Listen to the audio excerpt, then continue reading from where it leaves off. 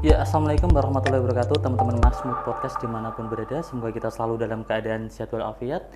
Dan tentunya kemerdekaan ke-79 ini saya harapkan mampu menjadikan kita lebih cinta kepada NKRI dan memiliki jiwa nasionalisme yang lebih besar. Dan kemarin kita sudah melewati 17 Agustus, yaitu hari spesial. Tetapi pada siang hari ini saya ditemani dengan tamu yang begitu spesial. Beliau adalah Ketua Lembaga Dewan Adat Keraton Surakarta Hadiningrat dan juga sekaligus pegiat pelestari budaya, dan beliau adalah putri dari Sri Susuhunan Pakubuwono ke-12 Keraton Kasunanan Hadiningrat, Gusti Kanjeng Ratu Hundansari atau yang sering akrab dipanggil dengan Gusti Mong. Selamat siang Gusti Mong, apa kabar? Selamat siang, Assalamualaikum. Sehat selalu ya Gusti ya. Alhamdulillah. Lama nggak ketemu ya ininya. Ini terima kasih Gusti udah menyempatkan waktu acara kita kali ini di balik kesibukan Gusti Mong. Saya pengen ngobrol terkait sisi lain dari Gusti Mong sih, tentang hobi dulu ya Gusti ya. Kalau boleh tahu ini Gusti Mong ini memang suka dengan tarian ya Gusti? Ya, karena kami sebetulnya anak-anaknya Sinuwun, baik laki atau perempuan itu diharuskan untuk belajar nari gitu. Karena nari itu kan untuk bisa membuat jiwa kita itu halus, terus juga tindak tanduk dalam berperilaku itu.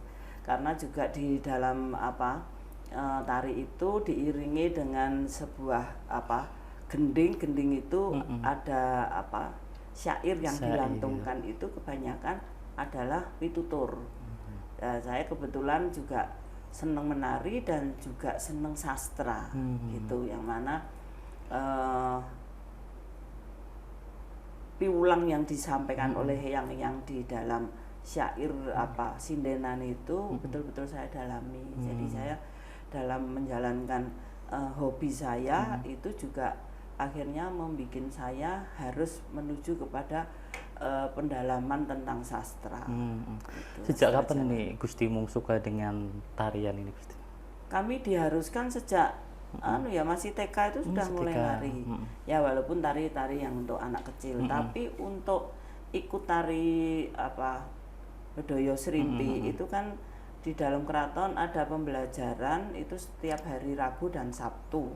Sepulang sekolah itu oleh ibu saya selalu sudah dicegat di pintu mau masuk ke Keputren. Dibawakan sampur. Jadi sebelum pulang saya harus naik dulu karena abdi-abdi dalam Bedoyo penari keraton itu sudah menunggu di sana. Oh gitu ya. Gitu. Tarian apa yang Gusti Mong suka dan mungkin ada makna filosofis seperti apa Gusti? Ya yang paling saya suka yang saya sekarang ini istilahnya lestarikan dan itu menjadi tanggung jawab saya juga sebagai Ketua Lembaga Dewan Adat Keraton Surakarta. Itu ya tarian yang khusus keraton itu ada satu master itu adalah Bedoyo Ketawang. Bedoyo Ketawang. Yang itu hampir 2 jam durasinya dan itu kalau sepintas itu adalah hanya sebuah tarian. Tapi itu simbol dari penggambaran antara hubungan manusia dengan Tuhannya begitu. Jadi tersimbolkan dalam semua pakaian itu, terus tahapan-tahapan dari itu kan ada 3 tahapan itu tersimbolkan dari kehidupan manusia. Begitu ya. Ini Gusti Mong juga sering mengajar untuk tarian kepada anak-anak muda gitu. Ya, kan saya punya sanggar. Jadi sanggar itu dulu memang dibikin oleh Keraton Surakarta di tahun 54, terus di tahun 74 itu mulai saya yang pegang. Dalam arti regenerasi penari-penari.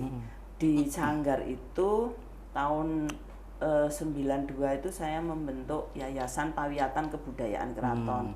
Yang pada waktu itu hanya kita mencari bibit-bibit penari yang kita pergunakan untuk penyajian Bedoyo Ketawang itu gitu. Jadi terus di tahun 92-nya 93-nya itu ada nopo Pambiworo, MC bahasa Jawa, terus ada juga pedalangan, dan jadi apa yang menjadi kekayaan keraton dalam hal kesenian itu cabang dari kebudayaan itu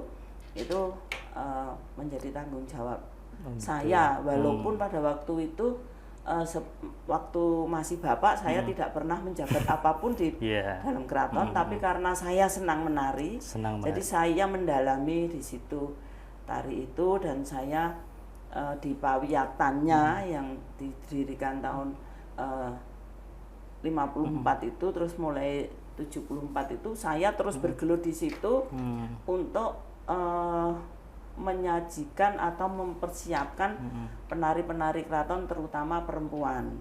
Karena apa? Karena perempuan ini kalau sudah nikah nggak boleh ikut nari gitu. Oh gitu ya. Jadi mesti masih dalam posisi durung kambon nikah. Jadi belum nikah. Iya. Gitu. Tapi antusias untuk yang mau ikut nari juga sampai sekarang masih banyak ya? Makanya juga di samping mereka itu pengen belajar tentang tari, dan saya kan gratis, Mas. Nah, dari gratis itu memang paling malah justru beratnya itu napa nggih? Peminatnya itu sangat berkurang karena dari gratis itu kan mereka nggak bisa menuntut saya harus. Iya benar. Saya harus, karena saya membayar, saya harus pentas sebulan sekali atau setahun 2 kali begitu kan, dia nggak bisa begitu. Berarti gratis ini Gusti ya? Gratis. Belajar itu gratis. Malah justru kalau dia saya pakai, saya bayar. Oh, luar biasa. Iya. Gusti ya. Jadi mulai untuk ganti transportnya, ganti make upnya, kalau dia make upan sendiri, kalau pakaian kan dari kita, dari keraton. Ini kalau yang menarik Gusti, gimana Gusti mengini dalam dunia tarian ya, untuk memaknai di setiap kehidupan kita Gusti, seperti apa?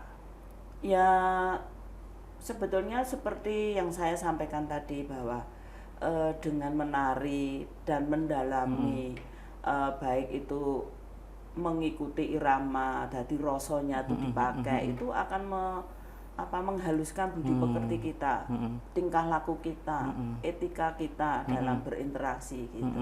Oh gitu ya Gusti ya. Untuk ini berarti kan termasuk tarian ini termasuk dalam kategori seni budaya Gusti ya. Seni budaya. Terus ini gimana Gusti, keraton ini menjaga kelestarian budaya di era-era saat ini Gusti?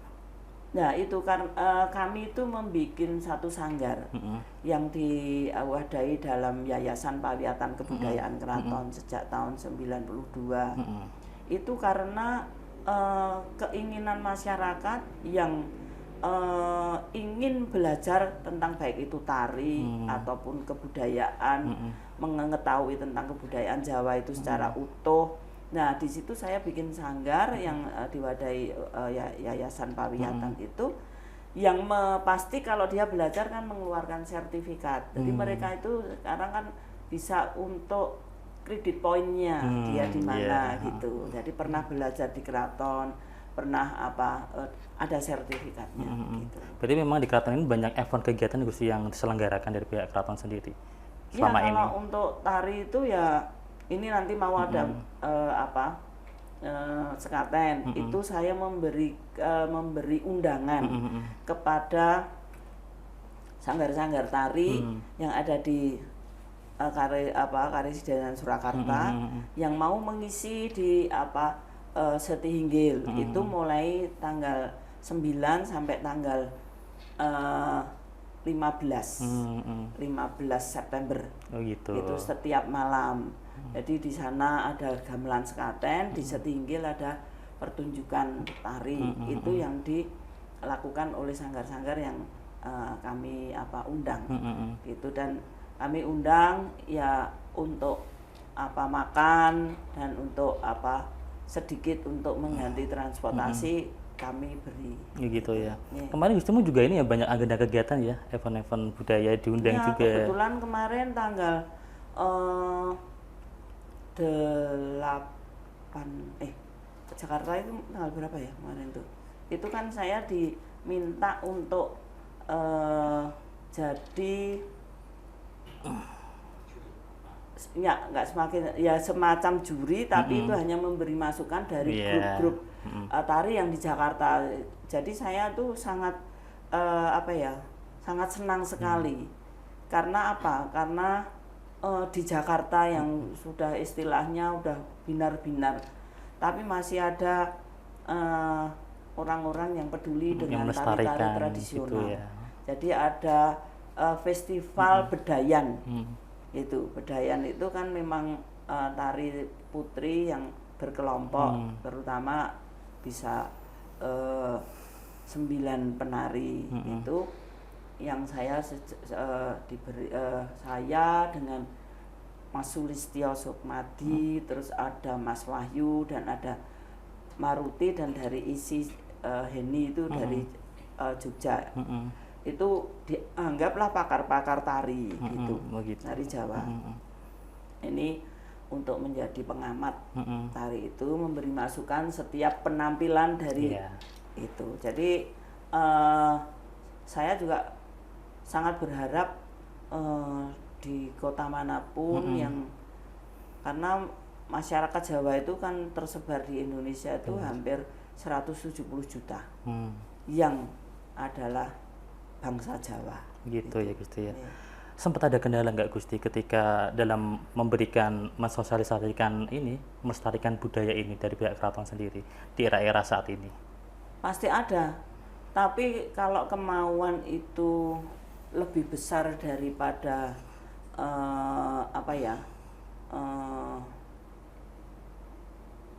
pengorbanan, itulah yang ini beda gitu. Seperti saya ini kan juga sebetulnya mau tidak mau harus, karena saya sudah terlahir di dalam keraton sebagai anaknya Sinun Pakubuwono ke-12, yang mana bapak sebagai sesepuh adat kita, pemangku adat kita, itu punya tanggung jawab itu semua yang diwariskan oleh yang mana saya merasa yang tidak bisa dilakukan oleh bapak pastinya harus dibantu oleh anak-anaknya. Dan saya kebetulan sangat senang dengan menari, ya saya menari. Gitu. Terus saya memperdalam juga masalah sastra. Terus saya juga ditugaskan oleh Sinuwun pada waktu itu di parlemen, di mana Sinuwun kenapa menugaskan saya, ya dianggap mungkin saya lebih mampu daripada saudara saya yang lain, karena sebetulnya konsistensi seseorang itu bisa dilihat dari sejak kecil. Bener. Itu. Nah itu mungkin Sinuwun mirsani itu. Berarti waktu itu pas Gusti Mung di parlemen itu sekitar periode berapa Gusti itu? Saya jadi reformasi itu, reformasi itu kan saya ya ikut bengok-bengok lah gitu. Dimana ya memang pada waktu itu Sinuwun bapak sendiri merasa diperlakukan tidak adil oleh pemerintahan Republik ini. Pemerintahan ya kalau pemerintahan itu menjalankan amanat Undang-Undang Dasar pastinya tidak memperlakukan bapak dan keraton seperti itu, dan sampai seperti sekarang ini gitu. Gusti Mung merasa nggak terbebani dengan posisi Gusti Mung saat ini yang sebagai putri dari Sri Suhunan Pakubuwono ke-12 Gusti? Sebetulnya kalau sekarang sih sudah tidak lagi. Tapi awal-awal saya sekolah gitu itu kita berkumpul dengan teman-teman tuh seperti ada mereka itu menganggap kita itu feodal, menganggap keraton itu pro penjajah, begitu, pro Belanda terutama itu.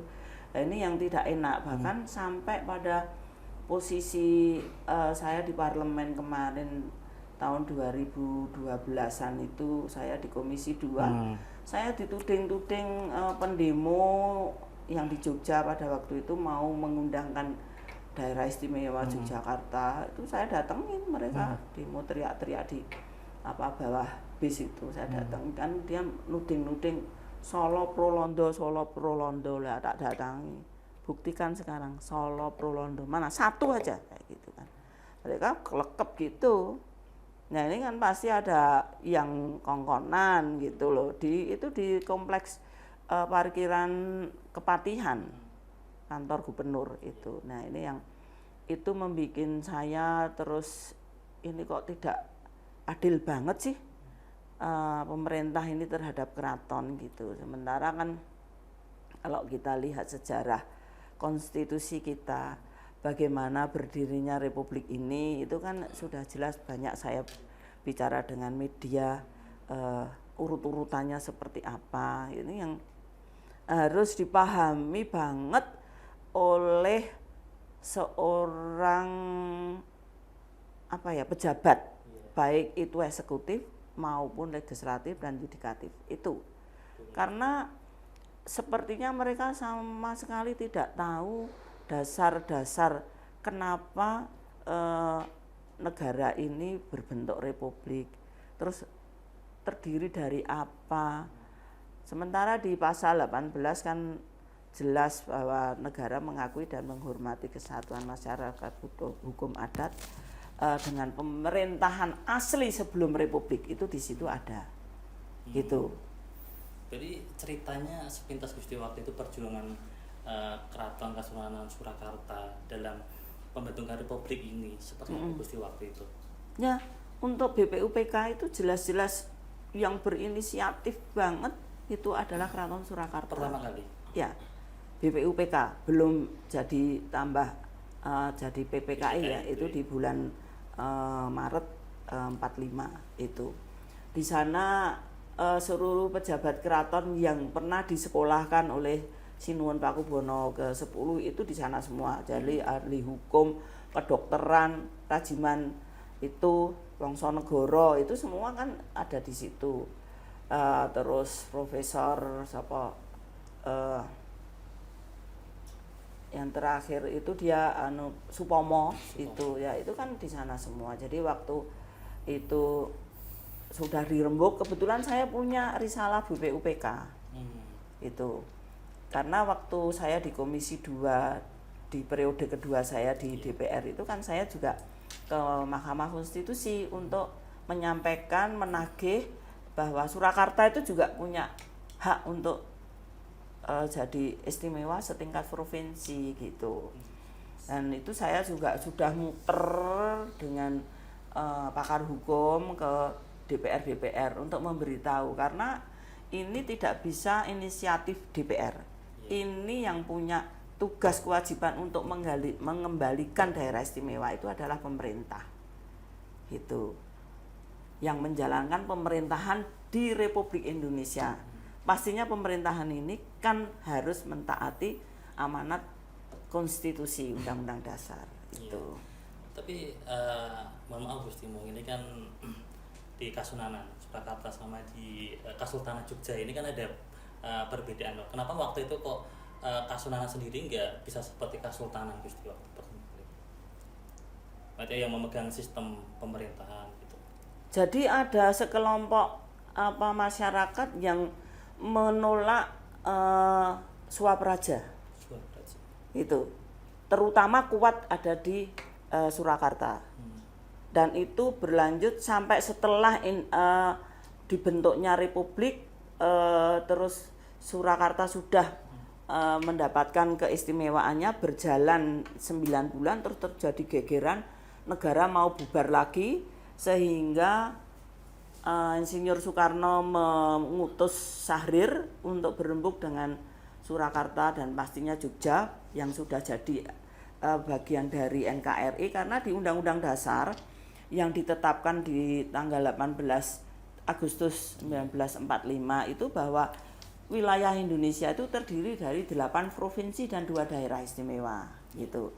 Tapi karena Surakarta itu memang untuk pergerakan kiri yang kuat, sehingga ditolaklah oleh mereka, sehingga Indonesia mau pecah kembali.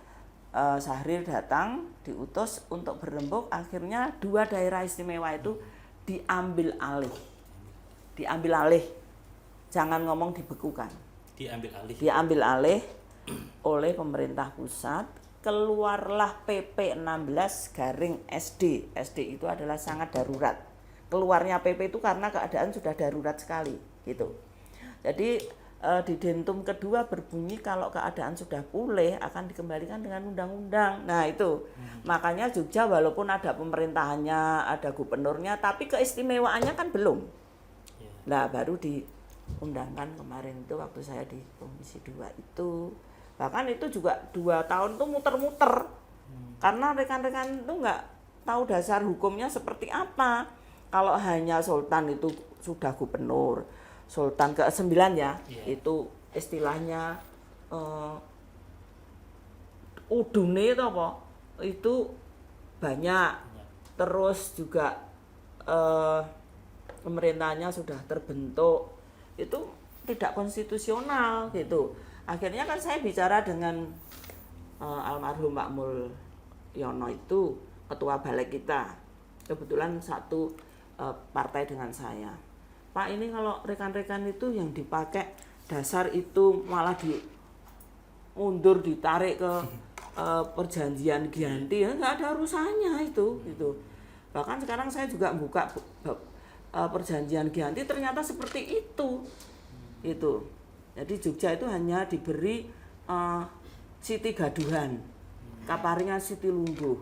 Itu kan sudah beda. Ini berarti sejarah ya Gustimu waktu itu. Iya, sejarah Mataram. Gitu, nggak ada urusannya dengan Republik. Republik itu akan bicara masalah mulai BPUPK itu. Karena di sana seluruhnya dirembuk. Bagaimana nanti akan bentuknya seperti apa, di voting begini gitu. Itu di situ kan saya punya risalahnya. Bahkan di halaman ke-24 itu bagaimana menetapkan bendera Republik itu bendera merah putih itu punyanya Keraton Surakarta. Gitu. Terus kapas dan padi itu juga diminta untuk melengkapi lambang negara. Itu. Jadi luar biasa sebetulnya peran serta Keraton Surakarta Hadiningrat. Ya karena kiri yang tidak suka katanya feodal, katanya Keraton Surakarta itu pro Belanda. Padahal bapak saya itu sejak tahun 45 beliau jadi raja tanggal 12 Juli itu kan sudah tidak ada londo itu kan dengan Jepang itu. Dan bapak saya itu sudah diakui oleh dunia raja pertama di dunia. Itu. Dengar-dengar ini apa di daerah Surakarta ini juga mau dijadiin daerah istimewa? Bukan dijadikan, pemerintah wajib. Perintah PP 16 garing SD tadi. Itu. Sampai sekarang sudah terlaksana Gusti? Saya kan sebetulnya sudah melakukan itu. Tapi di akhir persidangan yang sudah selesai harusnya tinggal suruh mengulangi legal standingnya. Ini aneh sekali. Ya namanya politik itu ya seperti itu. Esok dele sore ini tempe gitu. Lalu sebenarnya seperti apa yang diharapkan dari Keraton Kasunanan Surakarta Hadiningrat ini Gusti, untuk kedepannya seperti apa yang diharapkan sebenarnya? Kalau pemerintah itu menjalankan amanat Undang-Undang Dasar, bahkan di pasal 18 ada tambahan, pemerintah daerah wajib memelihara dan mengembangkan apa kebudayaan itu tadi. Udah nggak repot-repot, tapi apa yang dilakukan malah kayak ditandingi, ada penguasa lain. Nah ini kan repot sudah begitu. Dan dari 250 yang di BPUPK itu sekarang tinggal 58. Betapa Indonesia kehilangan. Loh, kita tidak ingin apa-apa, wong kita itu menghormati kesepakatan leluhur kami. Tapi ya dihargai dong. Dan sudah betul-betul dilindungi oleh konstitusi. Kenapa pemerintah yang menjalankan pemerintahan di negara ini tidak menjalankan? Itu. Sampai saat ini berarti peninggalan Keraton Kasunanan Surakarta masih ada Gusti? Ya ada, tapi dikuasai negara. Dikuasai oleh pihak lain. Itu. Tapi kemarin sebenarnya dari Pemkot Solo kan sudah ini ya, merevitalisasi di wilayah keraton ya Gusti ya. Loh, panjenengan baca enggak maklumatnya Bapak? Bapak itu kan posisinya berdiri di belakang Republik. Terus pemerintahannya itu langsung berhubungan dengan pemerintah pusat, gitu.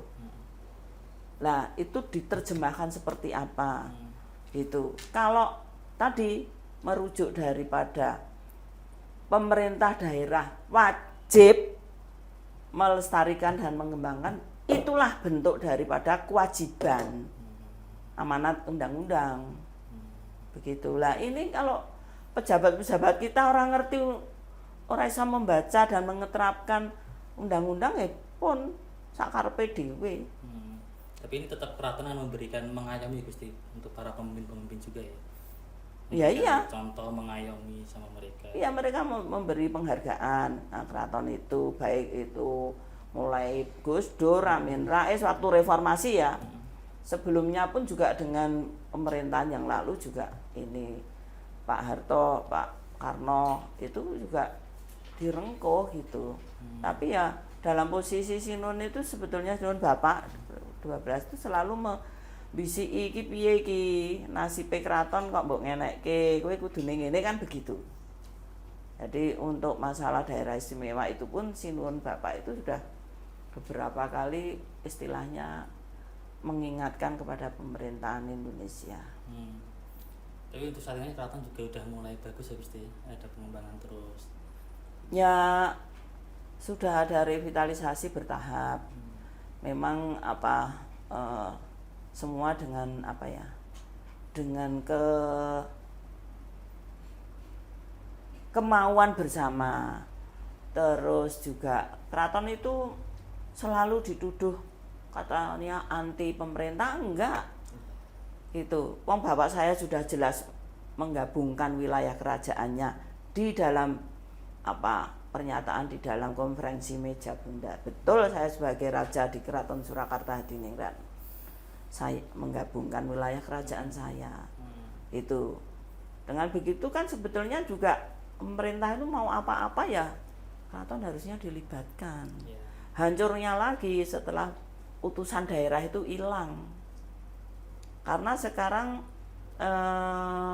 dengan posisi DPD itu kan juga sangat kental dengan orang-orang partai. Pastinya ya sudah visi misi partai yang dipakai dasar untuk berbicara, untuk ya istilahnya memperjuangkan yang diwakili daerahnya itu. Tapi di balik cerita Gusti Mungan ini kan ada antusias masyarakat begitu luar biasa ketika keraton ini mengadakan berbagai acara Gusti. Otomatis banyak perhatian masyarakat. Ya sekarang ini apa yang dibikin oleh Sinuwun Pakubono ke-10 itu Paguyuban Kawula Kraton Surakarta, itu disingkat Pokoso, tahun 31 pasnya tanggal 29 November ditetapkan, itu sekarang berkembang.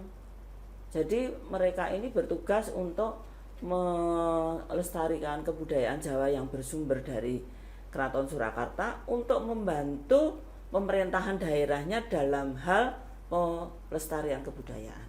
Gustimu bangga dengan antusias masyarakat seperti ini? Iya bangga, dan saya terutama dengan Pokoso-Pokoso itu tidak dibayar, dia berkumpul sendiri, bekerja sendiri, bikin acara sendiri, membantu pemerintah dalam pelestarian, baik itu ya secara utuh kebudayaan, karena kebudayaan itu terdiri beberapa cabang itu. Dari pihak keraton sendiri akan tetap konsisten ya Gusti dalam ini melestarikan nilai budaya. Iya, saya kan di dalamnya sendiri kan ada sanggar-sanggar itu, yang mana itu istilahnya melayani keinginan masyarakat untuk tahu tentang kebudayaan Jawa yang sumbernya dari keraton. Begitu ya. Ya, tapi apapun dari cerita Gustimu ini kan apapun tetap ada pro kontra ya Gusti ya. Mungkin apa pesan dari Gustimu yang mewakili Keraton Kasunanan ini untuk masyarakat supaya kita tetap ngayomi, menjaga budaya dan melestarikan Gusti?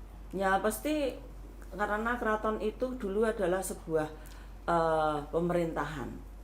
Jadi sekarang juga tidak hanya sekedar lembaga adat saja, tapi institusi adat yang tadi secara di Indonesia lembaga Dewan Adat itu kan melandasi keberadaan keraton secara hukum, melindungi keraton secara hukum nasional. Nah itu pastinya kita juga harus siap untuk bagaimana kita tetap menjaga keraton itu dengan segala tugas kewajibannya sebagai pusat kebudayaan. Ya, itu. Harapannya Gusti ya pastinya keraton sak kuat-kuate karena sekarang ini kan pemerintah ada Perpres 29 tahun 64 pun belum dijalankan, yang dimana amanatnya di sana adalah semua kebutuhan keraton terutama penggajian abdi dalem sampai pensiun itu ditanggung oleh negara loh, bukan pemerintah loh. Pemerintahan ini menjalankan amanat undang-undang yang itu namanya Negara Republik Indonesia kan begitu. Terus mungkin ini yang terakhir Gustimu, harapan Gustimu untuk anak-anak muda supaya mereka tetap menjaga kelestarian budaya, apalagi kita kan hidup di mana di era modernisasi digital yang begitu cepat Gustimu. Ya itu dengan adanya medsos katanya itu sudah sangat terbuka, bisa melihat apa saja, bisa mengetahui apa saja gitu. Nah ini harus kalau sebagai orang kita punya jati diri sendiri harus kuat. Kalau enggak kita akan ikut sing disawangi ketok apik itu. Nah itu yang sebetulnya tidak sesuai dengan jiwa manusia Jawa itu atau manusia Timur itu sendiri, yang kalau yang seperti itu ya lebih baik ditinggal, jangan dilihat gitu. Tapi kadang-kadang yang sing nyeneng-nyenengke itu mesti malah ditonton gitu. Mungkin doa Gustimu atau harapan untuk ini Gusti Makmud Podcast ini untuk kedepannya setelah apa Gusti, supaya kita tetap konsisten memberikan hal-hal yang inspiratif dan inovatif. Ya pastinya Makmud podcast ya Gusti. Podcast. Aduh, bicara kok udah terlanjur ke sana ya, balik ke sini. Yaitu betul-betul bisa menjadi jembatan dan sebagai penyambung lidah dari siapa saja yang diwawancara di sini, yang itu pasti orang-orang yang bisa menularkan ilmu-ilmunya, itu yang paling utama. Jadi semoga bisa lestari dan sesuai dengan visi misi dari Makmud podcast itu. Ini yang paling utama bagi saya. Ya, terima kasih Gustimu, suatu kehormatan buat kami atas waktu yang diberikan Gustimu dalam wawancara di sini, dan jauh-jauh dari Solo datang ke sini. Dan semoga apa yang menjadi harapan Gustimu bisa tercapai untuk kedepannya. Amin. Tidak penjenengan sukses. Amin.